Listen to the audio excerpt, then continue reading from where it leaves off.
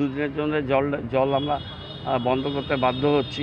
আমাদের এই ভালভগুলো লাগানোর জন্য অল্টারনেটিভ ওয়েলের এই 5টা ট্যাঙ্কেও 15,000 লিটার জল মানুষের কাছে যাবে। দরকার হলে জল শেষ হয়ে গেলে আবার ট্রিপ করতে পারবে, সেই কাজটা আমরা করতে পারবো। আজকে আমরা এটা উদ্বোধন করব। জল ক্রাইসিসের জন্য আর কি ব্যবস্থা নিচ্ছেন? জলের কোনো ক্রাইসিস নেই, আপনারা একটা ভুল বলছেন। জলটা আমাদের মেন যেটা দেখতে হবে এখন, টুলু পাম্প ব্যবহার করে অবৈধভাবে রাস্তার লাইন থেকে জল তুলে নিচ্ছে, আশেপাশে বাড়ি জল ড্রাই হয়ে যাচ্ছে।